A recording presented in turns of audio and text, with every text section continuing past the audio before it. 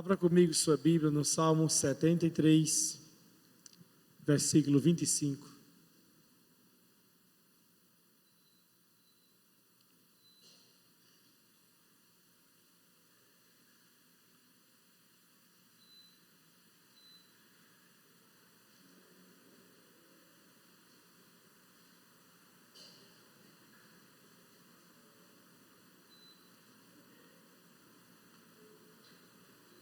Você baixou por quê, Marcos? Os de trás baixaram.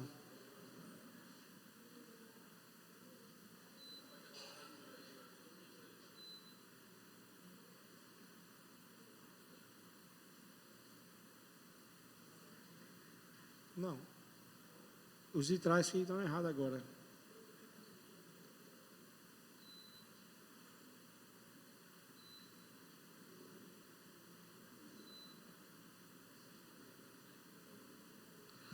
Salmo 23, versículo 25. Obrigado, Marcos. Está escrito: a quem tenho nos céus, senão a ti?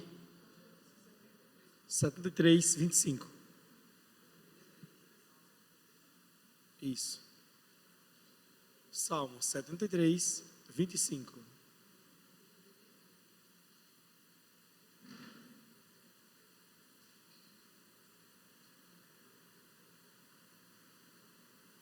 Achou? A quem tenho no céu, senão a ti, e na terra nada mais desejo além de estar junto a ti. Esse salmo foi escrito por um homem chamado Asaf. Quem não sabe quem é Asaf, Asaf foi um levita, um dos principais levitas do Antigo Testamento, que serviu o ministério de Davi e serviu também o ministério de Salomão, compondo música e cantando. E para aqueles que são mais antigos na fé, conhecem um cantor cristão contemporâneo chamado Asaf. Até interessante, porque foi dado o nome de Asaf a esse homem, e ele se tornou também um grande levita, que ainda hoje ministra muito pelo Brasil, e está fora dessa bolha comercial que existe no meio gospel. Asaf é um homem muito quebrantado, muito voltado para Deus, assim como outros, como Sóstenes Mendes e alguns outros que são mais antigos e preservam alguns princípios nessa linha de fé e de valor, que, como volto a dizer, que não estão nessa bolha comercial do mundo gospel. E Asaf, o salmista, não o Asaf contemporâneo, o Asaf salmista, ele escreveu esse salmo, e para mim esse salmo ele reflete um impacto muito grande. Sempre que eu leio, não somente especificamente o versículo 25, mas todo o Salmo 73, eu quero contextualizar vocês para entenderem. Quando Asaf escreveu esse salmo, ele estava até meio que passando por uma crise. Eu não estou em crise, mas Asaf, nesse momento, estava passando por uma crise.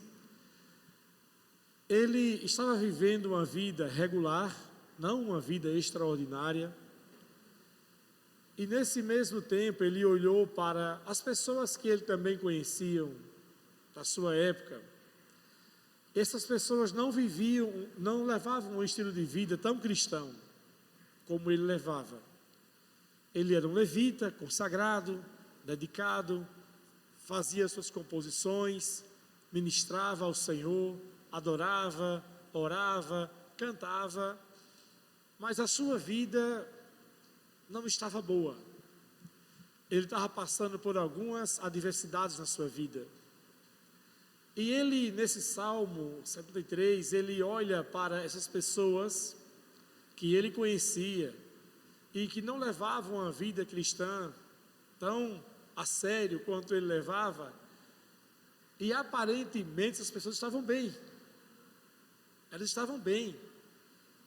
Essas pessoas estavam bem nos seus negócios, estavam bem na sua vida de trabalho, estavam ricas, não acontecia nenhuma dificuldade com elas, e ele ficou realmente em crise, ficou até chateado com isso, até que diz assim a Bíblia, até que ele entrou no templo. Na época já era o templo de Salomão, e quando ele entrou no templo, a perspectiva dele mudou completamente. Ele começou a adorar o Senhor, ele começou a contemplar a beleza de Deus. Creio eu que ele voltou para a essência. Sabe aquele momento que às vezes você tem um momento de crise existencial e você dá uma descompensada, tipo assim, por que só acontece comigo essas coisas? Por que essa coisa ruim só acontece comigo? Eu faço tudo o que é correto, eu vou para a igreja, mas parece que a minha vida não anda, não melhora, dá aquela descompensada. Até que você de repente se volta novamente para Deus, cai em si, e você fala, mas rapaz, eu também tenho tantas coisas boas para agradecer a Deus. Asaf fez isso. Quando ele entrou no templo, a perspectiva dele mudou, porque ele começou a ver outros valores. Inclusive, ele até pensou na eternidade, e ele disse bem assim, essas pessoas do mundo que levam uma vida irregular e estão felizes hoje, amanhã o destino dela vai ser o quê? Delas, sofrimento. Quanto a mim, ainda que eu não esteja hoje tão bem, eu vou estar para sempre com o meu Deus. Então isso mudou muito a perspectiva de Asaf. E aí é quando ele chega a essa conclusão do que ele relata nesse versículo específico agora, quando ele diz, a quem tenho eu no céu senão a ti? E na terra nada mais desejo, além de estar o quê? Junto a ti. E creio eu, que quando ele entrou no templo e começou a adorar a Deus, os sentimentos ruins foram saindo, e ele foi vendo que, na verdade, o que mais importa nessa terra, e o que é de grande valor nessa terra mesmo, é a presença de Deus. Você pode dizer amém? Por isso que o tema de hoje é, a nossa satisfação está em Deus, ou Deus é a nossa fonte de quê? De satisfação. Não quer dizer com isso que nós não podemos encontrar valor em tantas outras coisas, mas a nossa satisfação deve ser sempre Deus. Sempre Deus. E por isso que essa palavra de hoje, ela visa também voltar o seu coração, talvez, para esse lugar, onde você possa entender que Deus deve ser a sua fonte de satisfação. Você pode dizer amém? E olhe que Asaf, quando escreveu esse Salmo 73, o versículo 25, ele nem chegou ao ápice de estar na presença de Deus. Quem conhece o Velho Testamento sabe que para ter acesso pleno à presença de Deus, só era permitido a uma figura no Velho Testamento chamado de quê? Do sumo sacerdote. Só ele poderia entrar, tanto a arca, tanto o tabernáculo, feito por Moisés, quanto o templo construído por Salomão. O templo de Salomão foi construído baseado no mesmo modelo de culto que acontecia no tabernáculo de Moisés. E o templo de Salomão era dividido, eu vou apenas ilustrar a vocês como se fosse aqui. Ele tinha o que era chamado o átrio, que era a parte lá embaixo. Quando os irmãos chegam, tomam comunhão, tomam cafezinho. E aí, como se chegasse agora depois desse hall aqui de cima, aonde tem ali aquela sacada, quem está naquele hall, consegue ouvir um pouco do louvor? Sim, consegue? Consegue ouvir um pouco da palavra, consegue perceber um pouco, talvez um pouco, bem lentamente, bem baixo, consegue captar alguma coisa, mas não é a mesma coisa de quem está aqui nesse ambiente. E assim era no Velho Testamento, no tabernáculo, no templo de Salomão. As pessoas ficavam do lado de fora, no átrio, ficavam no lugar santo o sacerdote, mas somente o sumo sacerdote chegava aonde? No ápice, que era chamado o Santo dos Santos. E a esse lugar ele só tinha acesso uma vez por ano. E quando Asaf escreveu sobre isso, ele não tinha nem tido acesso ao Santíssimo Lugar, porque ele era um levita. O máximo que ele poderia chegar era ao altar de quê?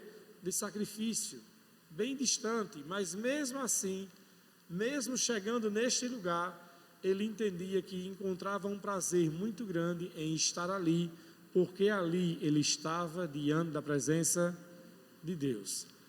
Esse mesmo conceito, ele é reportado no Salmo 84, versículo 10. Abra comigo, por favor, a sua Bíblia, no Salmo 84, versículo 10.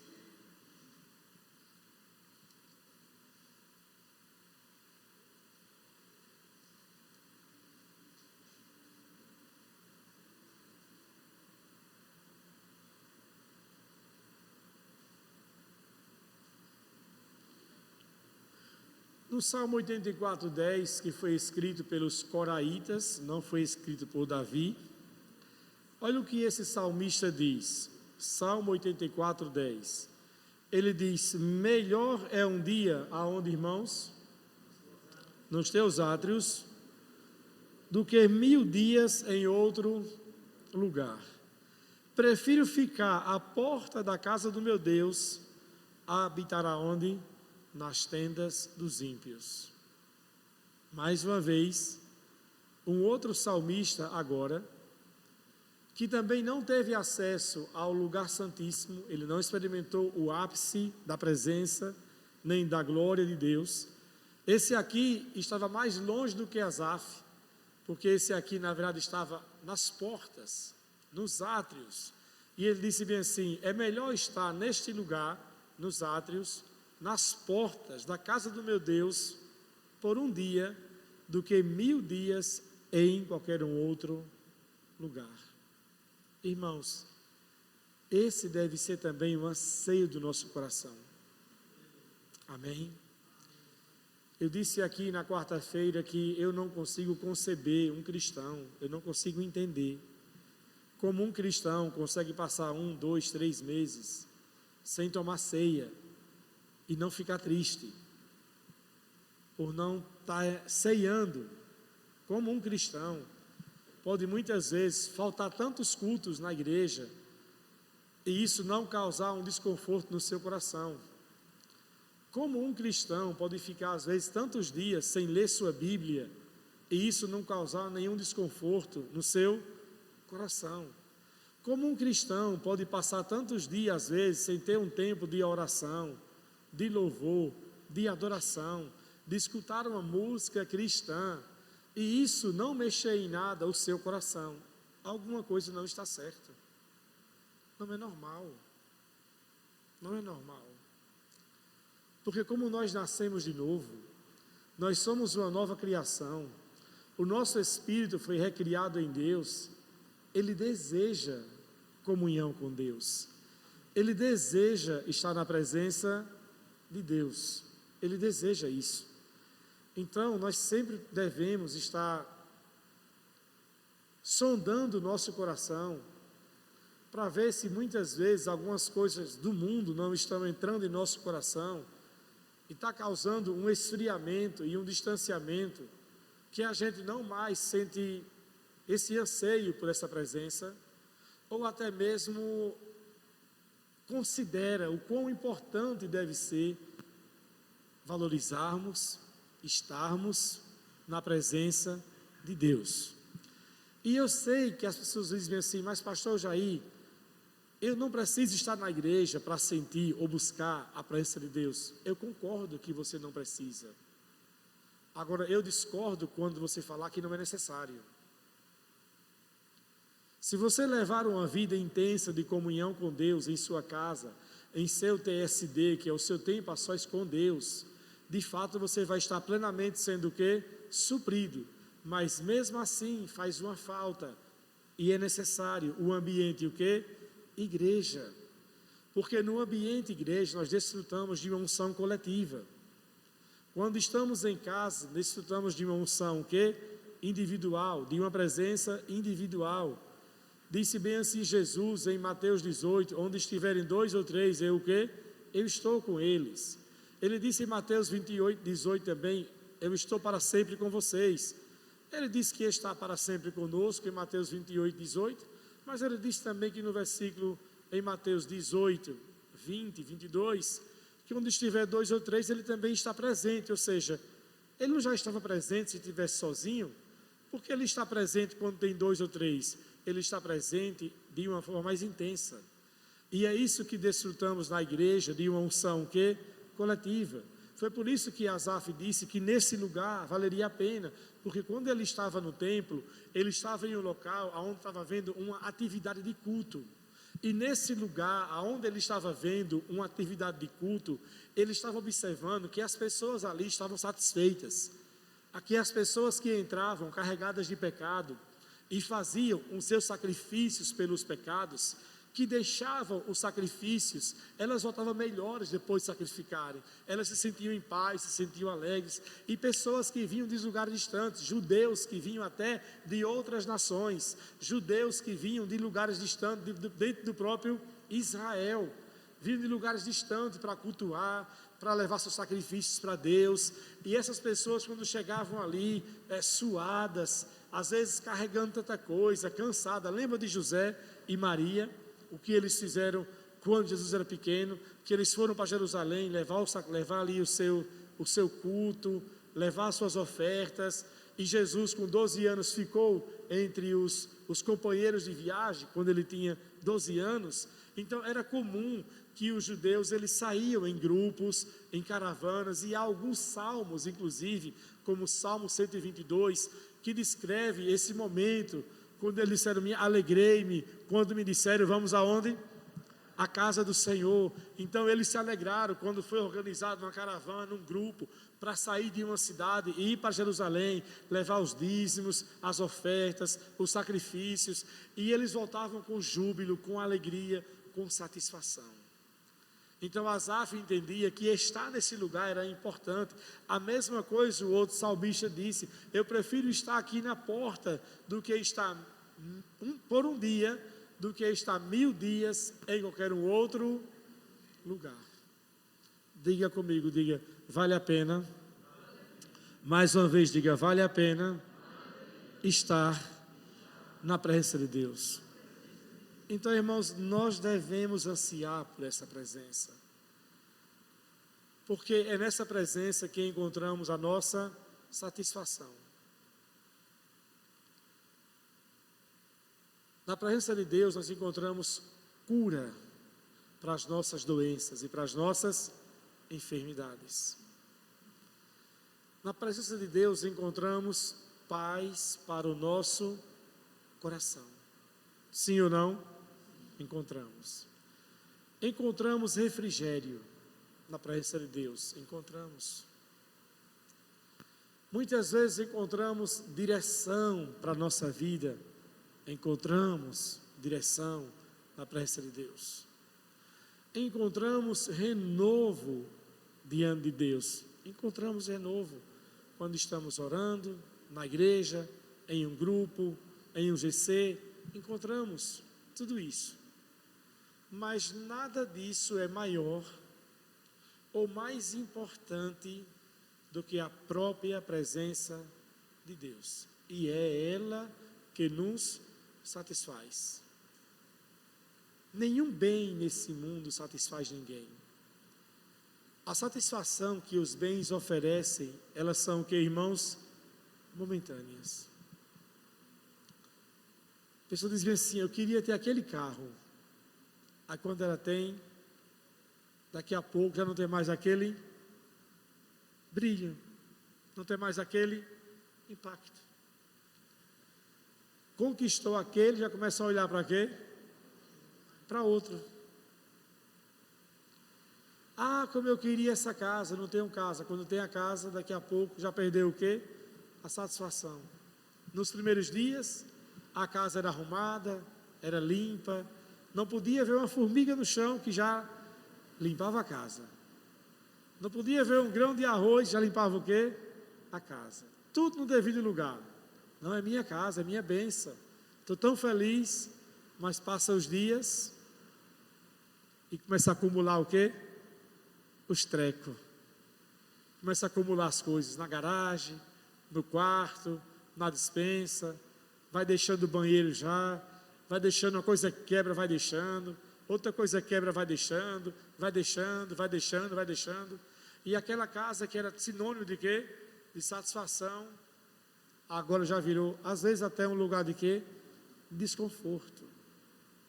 O ser humano é assim. O ser humano é assim. Por quê? Porque o buraco que nós carregamos em nosso coração, ele só é preenchido por Jesus. Ele só é preenchido pela presença de Deus. E quando nós estamos levando uma vida regular, de comunhão com Ele, uma satisfação invade o nosso coração, irmãos, muito grande. E muitas vezes você olha para o seu lado e são tantas coisas faltando, mas o seu prazer está sempre em quem? Em Deus. E a satisfação nele, ela é maior. Eu já disse para tantas pessoas casadas, disse para elas bem assim: o seu marido nunca vai lhe satisfazer plenamente. A sua esposa nunca vai lhe satisfazer plenamente. Nunca.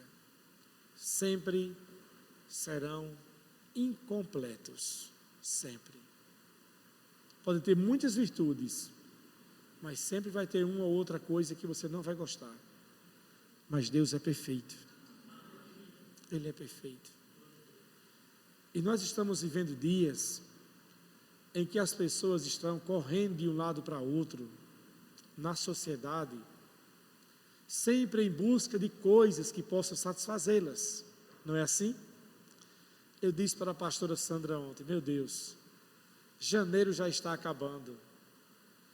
E há alguns dias atrás, as pessoas estavam na maior ansiedade e movimentação por causa do Natal e do Ano Novo, não era? Não era isso? Era uma euforia, Natal, Ano Novo, eu tenho que comprar, eu tenho que gastar, eu tenho que ir para a loja, eu tenho que passar em algum lugar, eu tenho que fazer alguma coisa, eu tenho que me preocupar com isso. Uma ansiedade, uma coisa, tanta coisa pelo Natal, pelo Ano Novo, por aquele dia, por aquele ápice da virada do Réveillon. Vou passar aonde, vai ser aonde, eu quero ver os fogos, eu quero aquela coisa, tanta coisa. E tudo isso já o que, irmãos? Já passou. Não é assim? E as pessoas do mundo mudam o foco e agora começam a botar o foco em quê? No carnaval. Nas prévias carnavalescas. Depois do carnaval, volta-se para onde? Para a Páscoa, ainda que tenha boas razões. Depois da Páscoa, se volta para onde? Para os festejos juninos. E sempre vai assim, sendo levado de uma onda após a outra onda, uma onda após a outra onda, sempre experimentando prazeres e satisfações momentâneas. Mas o nosso lugar de satisfação é a presença de Deus. E se você desenvolver uma vida tão íntima de comunhão com Deus, nada vai lhe faltar. Amém? Não há nenhum registro de Jesus reclamando, ou triste, ou insatisfeito com absolutamente nada. Por quê? Era porque não lhe faltava nada? Não. Era porque ele tinha tudo em Deus. E não era porque ele era Deus. Era porque ele mantinha uma vida regular e intencional de comunhão com quem? Com Deus. Não era porque ele era Deus. Se você for estudar o Evangelho de Lucas, você vai ver tantas e tantas passagens que estão registradas, momentos em que Jesus sempre separava parte do seu dia, do seu tempo, para estar em comunhão com quem? Com Deus, em oração, sempre. Algumas passagens dizem assim, que ao amanhecer o dia, lá estava ele em um lugar sozinho, orando. Outra passagem diz bem assim, e ao cair da tarde, Jesus se retirou para o lugar a fim de quê? De orar. Outra palavra diz, e ao cair da noite, lá se encontrava ele o quê? Em oração. Em outra passagem diz, e Jesus passando a noite em oração. Jesus chamou os seus 3 discípulos, João, Pedro e Tiago, e subiu ao monte a fim de orar. Há muitos registros. Então, o que Jesus tinha de equilíbrio, de paz, de ânimo, de força, não era porque ele era Deus nessa terra, era porque ele tinha uma vida regular de comunhão com Deus, irmãos. E se nós chegarmos nesse ponto, levando a vida de Jesus como um exemplo perfeito, nós vamos encontrar equilíbrio para a nossa vida. Equilíbrio. Você não vai ser uma pessoa descompensada, que não sabe o que quer, que em um momento está satisfeito com uma coisa, em outro está infeliz o quê? Com outra. Você vai encontrar as respostas que você precisa, todas elas em quem? Em Deus. E Deus está para isso, irmãos. Ele está pronto para estreitar o relacionamento dele conosco, através do Espírito Santo. Quantos podem dizer amém? Então, o que nós precisamos de fato é valorizarmos esse lugar. Vamos para outro Salmo 16, versículo 11 agora.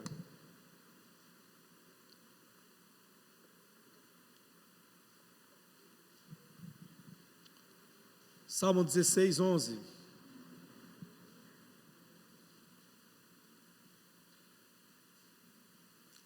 Quem já encontrou? Olha o que ele diz, Salmo 16, 11. Tu me farás conhecer o caminho da vida, a alegria plena da tua presença, eterno prazer à tua direita. Olha o que ele disse agora aqui, irmãos, o salmista. Ele disse bem assim, eu encontro em Deus, na presença dele, aqui foi Davi quem escreveu, alegria em sua presença. Quantos podem dizer amém? Diga, a alegria na presença de Deus. E hoje, tem um livro escrito de um autor chamado John Osteen, chamado Sexta-feira Todos os Dias. Esse livro nosso está até emprestado, até preciso até pegar ele de volta. Pastor é uma bênção, empresta livros, amados levam e só a graça depois. Mas eu sei com quem ele está. Esse livro chamado Sexta-feira Todos os Dias, esse autor escreveu, mostrando que a maioria das pessoas aguardam ansiosamente a sexta-feira para ser o dia que elas se sentem mais alegres. Tipo assim, sextou. É o dia do happy hour. É o dia que acabou a semana. E quando você vai em cidades grandes como São Paulo, Curitiba, Rio de Janeiro, capitais grandes, quando você passa sexta-feira, já ao cair da tarde, você vai vendo como os bares estão lotados. Porque as pessoas sabem que elas podem aproveitar até tarde, porque o sábado não é mais um dia de trabalho para elas. Então, elas aguardam pela sexta-feira. Isso é provado, que é a sexta-feira. Veja como o ser humano vai levando a sua vida, colocando a esperança de estar feliz apenas um dia na semana. Aí ele pode pensar assim: eu vou trabalhar, trabalhar, trabalhar, mas na sexta-feira a sexta vai chegar. Não é assim? Então, sextou, chegou a sexta.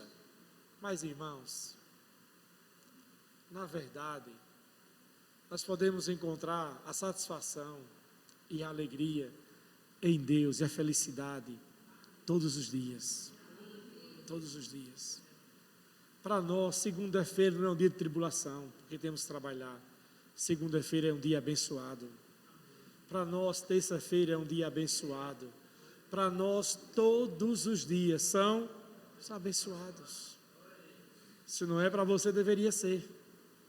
Você deveria encontrar esse mesmo prazer que o salmista diz. Você não vai ver Jesus dando ênfase a um dia mais importante do que o outro. Para Jesus, todos os dias eram importantes. Por quê? Porque ele mantinha uma vida regular de oração.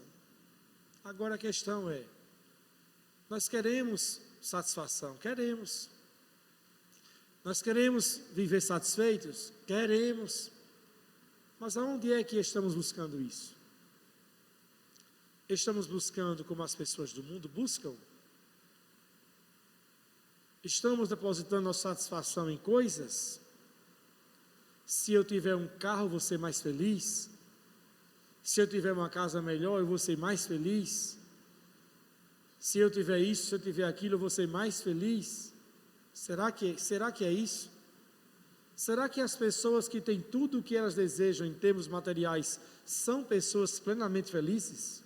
Será? Michael Jackson era um homem mega bilionário. Certa vez ele chegou numa galeria, ele olhou para os quadros e disse bem assim: eu quero esse, eu quero esse, eu quero esse, eu quero esse. Ele não queria saber nem o valor e nem a assinatura no quadro. E quando ele morreu, encontraram um quarto no rancho, aquele ranchinho que ele tinha, lotado de obras de arte, avaliada em milhões de dólares.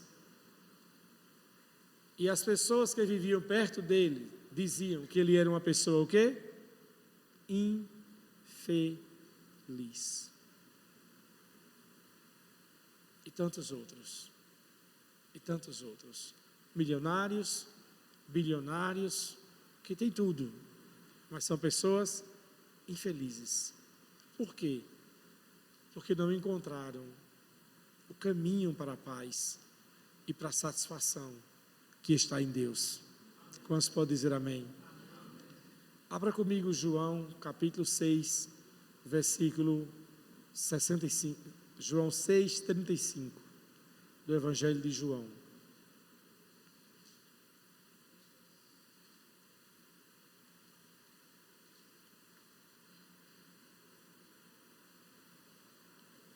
João 6,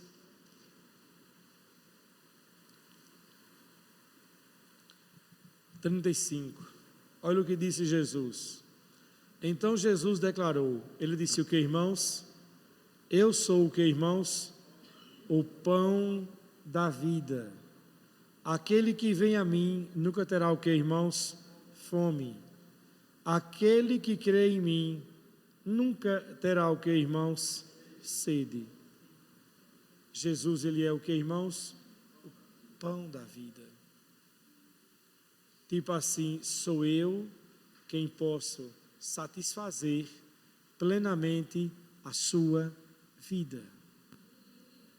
Sabe por que ele era capaz de oferecer isso? Porque era o que ele encontrava em quem? Em Deus.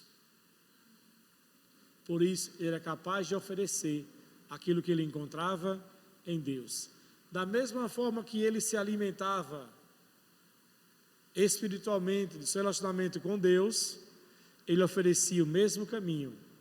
Por isso que em João 14,6 ele disse: eu sou o caminho, a verdade e a vida. Ninguém vem ao Pai senão por mim. Por isso que ele disse: aquele que crê em mim, aquele que se alimenta de mim, ele nunca vai ter fome. Então, irmãos, Jesus é a nossa fonte de satisfação. O que precisamos fazer, irmãos, é cultivarmos um relacionamento mais intencional de comunhão com Ele. E quando falamos em um relacionamento intencional de comunhão com Ele, falamos em separar um tempo para valer da sua vida. Só que nós reclamamos hoje da falta de quê, irmãos? De tempo. Não é assim? O ser humano não está sempre reclamando da falta de quê? De tempo. E qual é a solução? É Deus criar um dia com 30 horas? A solução vai ser Deus expandir mais as horas do dia? É isso? Ele vai fazer isso? Não. Qual é a solução? Qual é a solução, irmãos? Para intensificarmos o nosso relacionamento mais com Deus, é fazermos o quê? Prioridades. Mateus 6,33. Busque em primeiro lugar o quê? O reino de Deus, a sua justiça, e tudo vos será o quê, irmãos? Acrescentados. Nesse texto disse bem assim Jesus: por que vocês estão ansiosos, buscando o que comer, o que vestir, preocupados com tantas coisas? Por que vocês estão assim ansiosos? Por que tanta ansiedade? Ele disse: não é o corpo mais importante do que a roupa, não são as coisas menos importantes do que a vida, e a vida não é mais importante do que tudo. Então ele diz: faça o seguinte, busque em primeiro lugar o reino, sua justiça, e tudo vos será o que, irmãos? Acrescentados. Eclesiastes 3 diz que há um tempo para cada propósito debaixo de que, irmãos? Debaixo dos céus. Então somos nós quem movemos o nosso dia, somos nós quem organizamos a nossa agenda. Então, se nós queremos encontrar satisfação em Deus, nós temos que investir mais do nosso tempo em relacionamento com quem? Com Deus. Mas pastor, por onde eu começo? Comece lendo a Bíblia, e depois escutando louvor. Vai lá, procura música. Se você tem Spotify, baixa lá, faz uma playlist de canções que ajudem você a ter um tempo de oração, a ter um tempo de adoração. Vai no YouTube, pesquisa, porque antigamente era mais fácil, você podia gravar um CD e fazer uma seleção, pegar um pendrive e fazer uma seleção, mas hoje o povo não tem nem mais paciência hoje de fazer uma seleção desse tipo de coisa. Então vai para o YouTube, faça alguma coisa, coloque uma seleção, coloque umas canções e tire um tempo para poder estar com Deus. Quantos podem dizer amém? Eu não me coloco aqui em pé de prioridade mais do que ninguém, mas eu entendo que como pastor eu tenho que ser exemplo, sim ou não? Então eu tenho que pautar a minha vida como exemplo para a congregação. E Sandra sabe muito bem de tantos momentos que às vezes eu tenho que me separar, me retirar para poder ir para o meu quarto e ficar no meu canto. Às vezes eu viajo, mas mesmo quando eu viajo, eu não consigo organizar a minha vida da mesma forma no meu tempo de comunhão com Deus, e eu já fico ansiando voltar para casa, para poder estar em casa, no meu canto, no meu sossego, tendo o meu tempo a sós com Deus. Eu procuro, quando eu estou fora, fazer o máximo possível. Eu não viajo sem levar minha Bíblia, para poder encontrar um tempo, para poder ler minha Bíblia, e ter um tempo de leitura, de oração, e de adoração, de estar com Deus. Isso move muito o meu coração.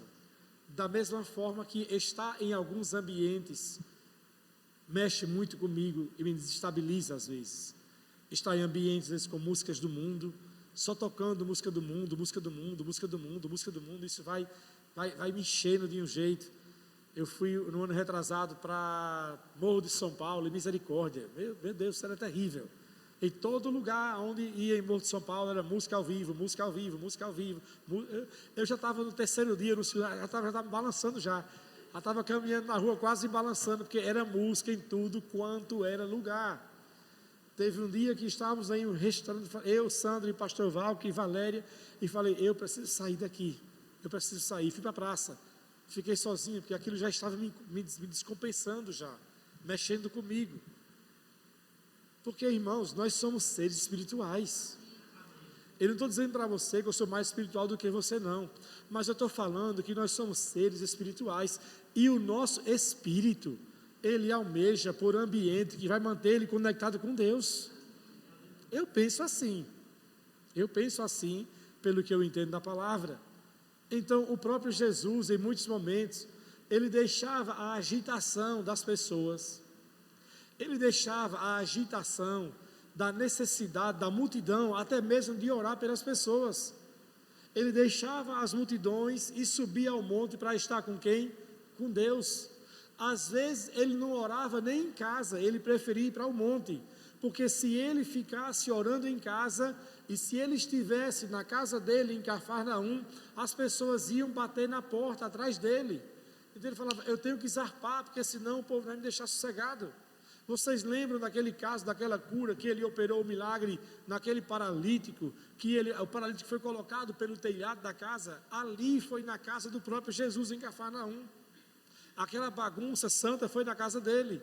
Então ele não tinha tempo, ele não tinha tranquilidade para comer, para descansar.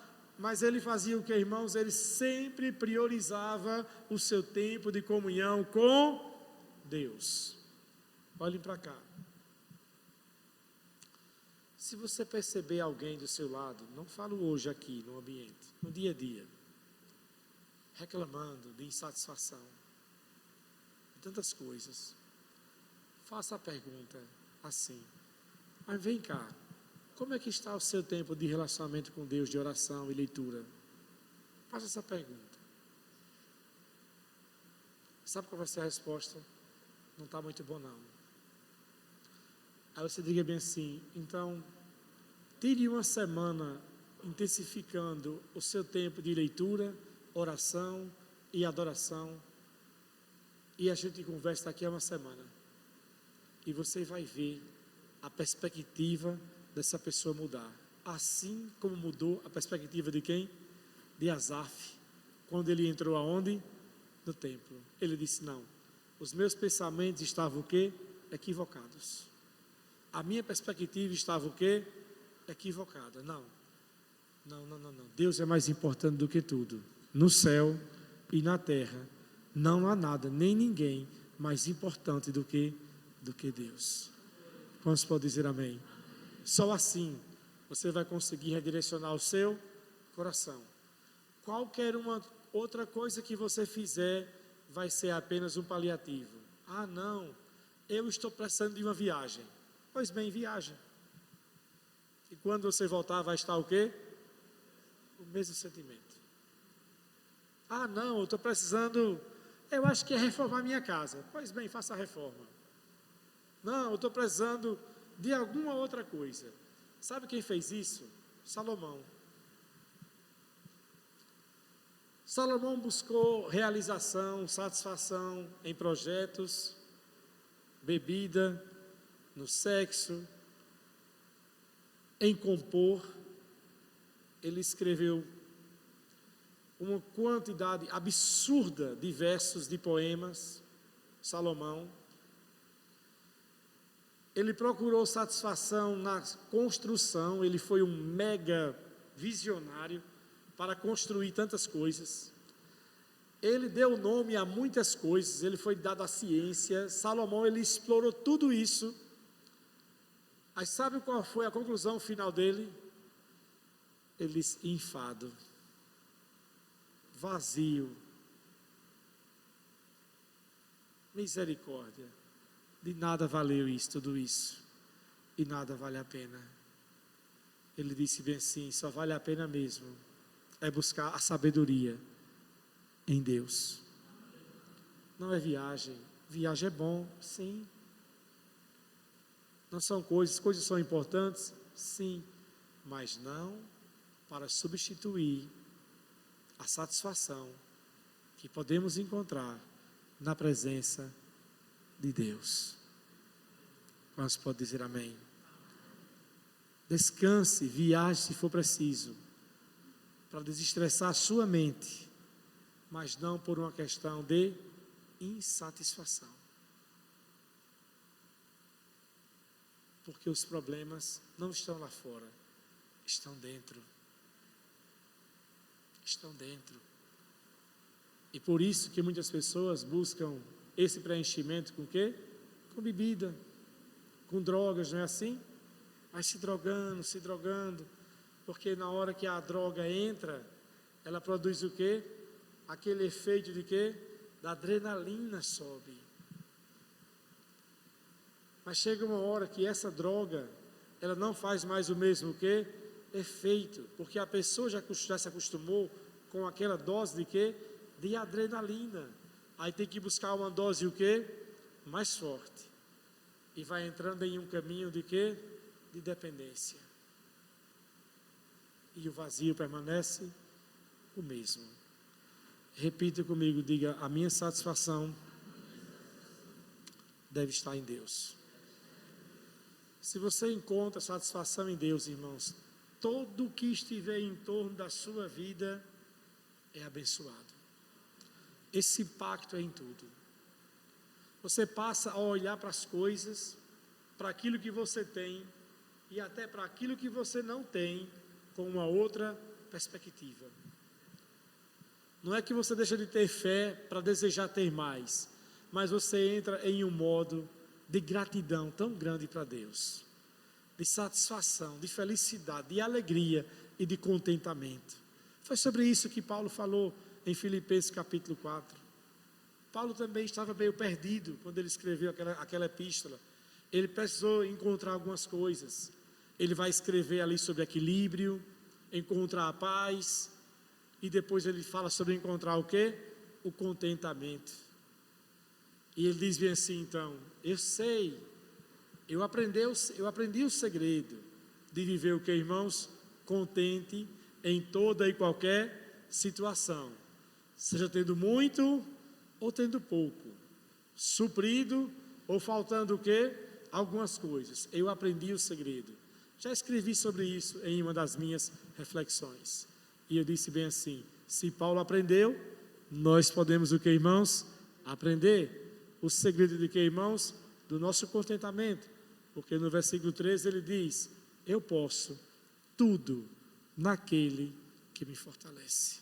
Ou seja, em Deus, Paulo encontrava uma força sobrenatural que o motivava a seguir a sua missão.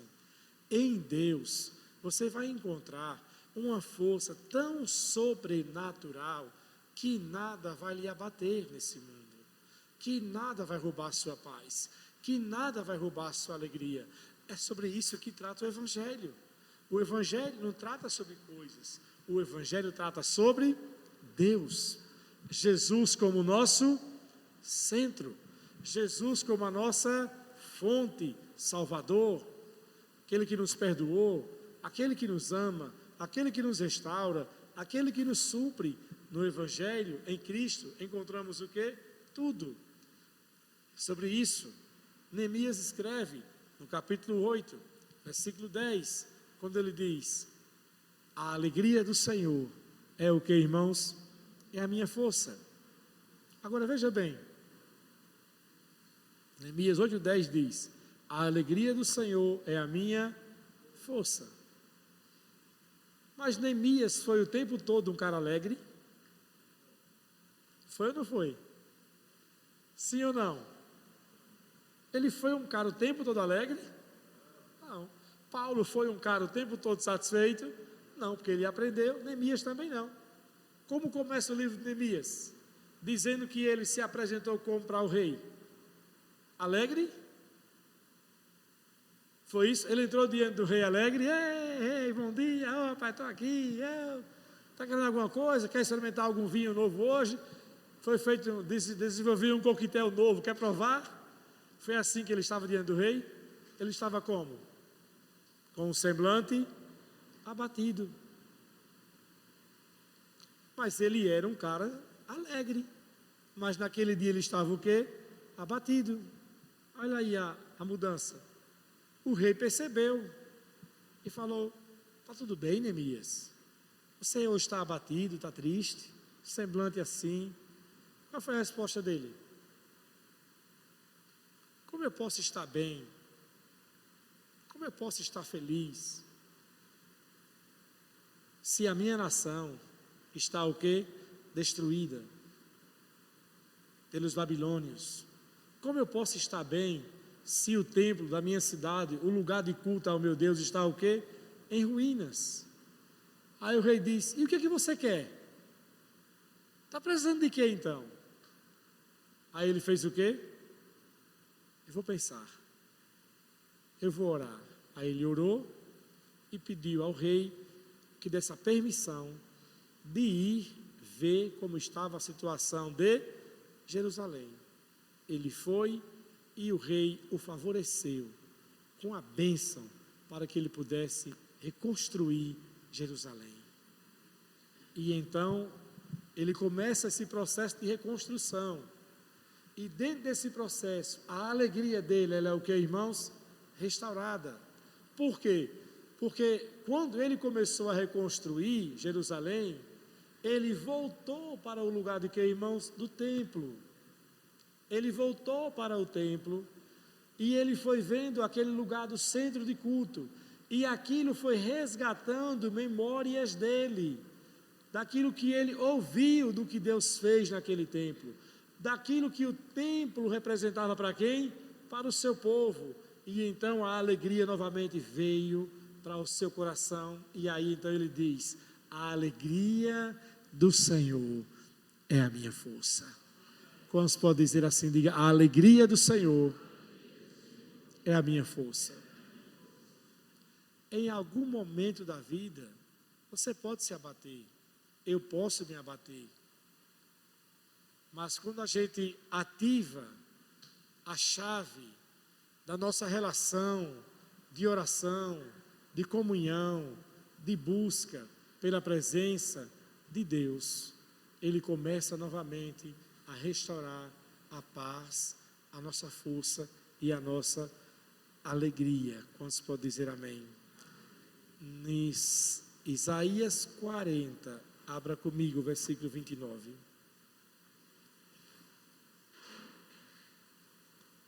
Isaías 40.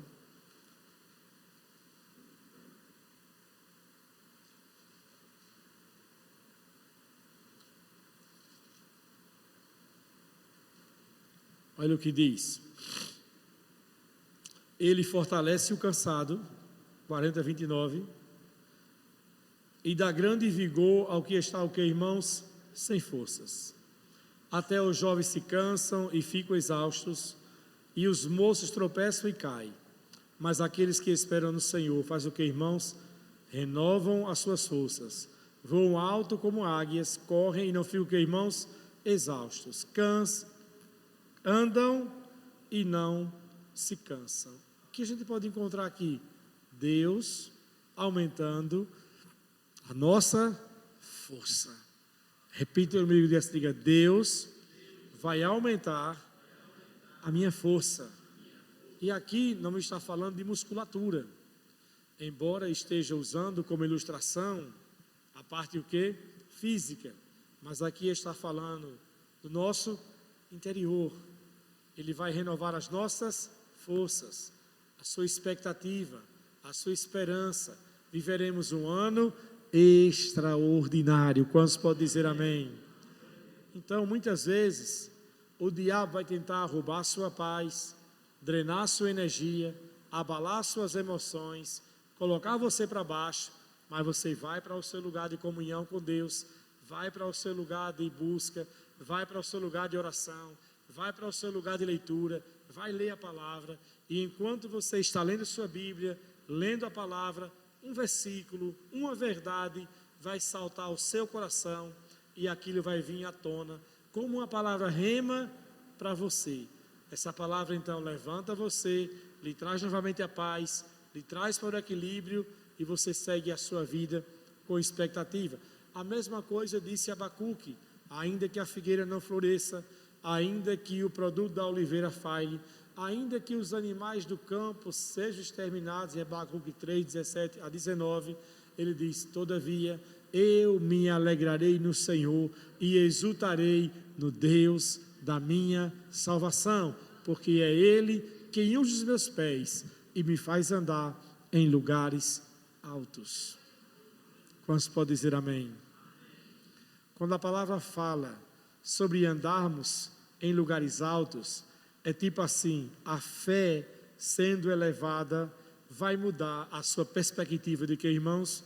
Dos problemas. Quando você está em um vale, tudo à sua volta é maior, não é assim? Quando você está em um vale, você olha para as montanhas, elas são enormes. Quando você está em um vale, você olha para as árvores, são grandes. Quando você está em um vale, tudo que você está vendo ali está realmente numa dimensão muito maior do que aquilo que você realmente poderia enxergar se você estivesse com outra perspectiva. Agora, quando você está em um avião e você olha de lá para baixo, quando você está em um avião, você olha para baixo, o que parece as montanhas? Nada. As árvores? Nada. Tudo se torna o quê? Pequeno. É o mesmo cenário. Mas por que mudou a perspectiva? Porque você está em um lugar o quê? Alto, elevado. E é isso que Abacuque diz: é Ele que me faz andar nos lugares altos. Pela fé, eu posso ter uma perspectiva diferente de todos os aspectos da minha vida. Então Deus nos eleva. Quantos podem dizer amém? É isso que o nosso relacionamento com Deus faz. Ele eleva a nossa fé. Quando eleva a nossa fé, Ele eleva a nossa, o que, irmãos? Perspectiva. É por isso que mais uma vez eu falo como exemplo a minha amada que convive comigo todos esses anos. Ela sempre viu em mim essa perspectiva de sempre olhar para alguns problemas com a perspectiva o quê? Positiva. Não, vai dar certo. Não, tem jeito. Não, tem uma solução. Deus vai abrir. Não, Deus vai fazer. Não, vamos confiar. Não, vai dar certo. Se não vier por um caminho, vai vir por outro.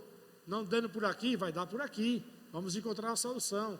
Deus vai fazer. Deus vai abrir a porta. Vamos conseguir. Vamos orar. Vamos orar em línguas. Vamos confiar em Deus. Vamos. Por quê? É porque o pastor Jairzinho é um super crente? Super pastor? Não.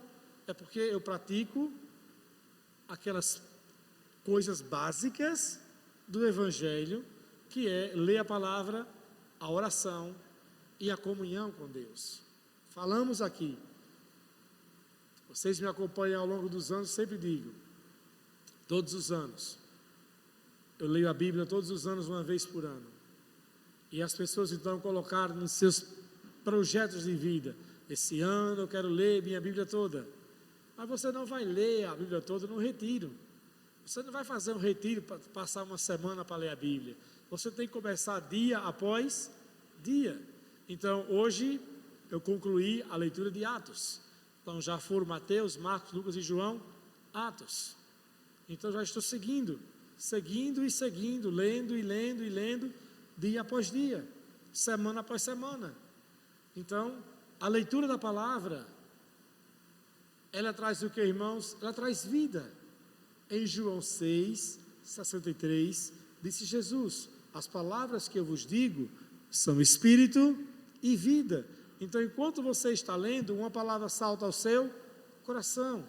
Ela é um alimento, ela cria força, ela lhe dá paz, ela traz para você um ânimo novo a cada dia.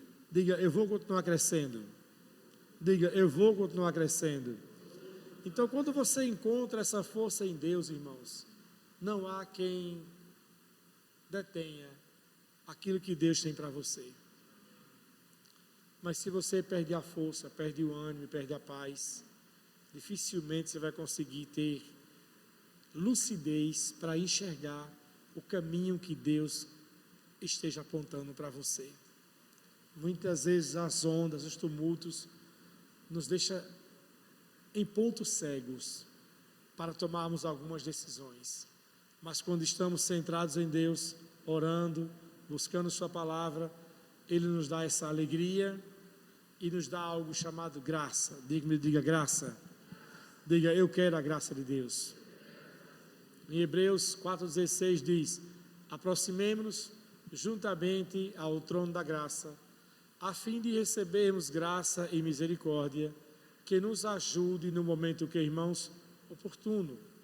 Então, quando a gente está buscando o Senhor em oração, nessa em comunhão com Ele, recebemos da sua graça para nos ajudar em um momento oportuno. Em Romanos 5,17 diz que aqueles que recebem de Deus a imensa provisão da graça e a dádiva da justiça reinarão em vida. Então você acessa o trono da graça, recebe graça e essa graça lhe faz reinar em vida. Deus transforma a sua dor em cura, a sua tristeza em alegria, a tribulação em paz, a pobreza em prosperidade. O Senhor traz para você aquilo que você precisa, que é a sua paz. Diga, em Deus eu encontro paz para o meu coração. Eu encontro a sua graça. Então, irmãos, se você vê um cristão infeliz, se você vê um cristão desanimado, abatido, é porque não está acessando essa graça de Deus. E quando você é cheio por essa graça, o seu coração sempre vai estar, o que, irmãos? Satisfeito nele. Amém? Você recebeu da graça, do favor, a habilidade, a capacidade para reinar em vida. Concluindo,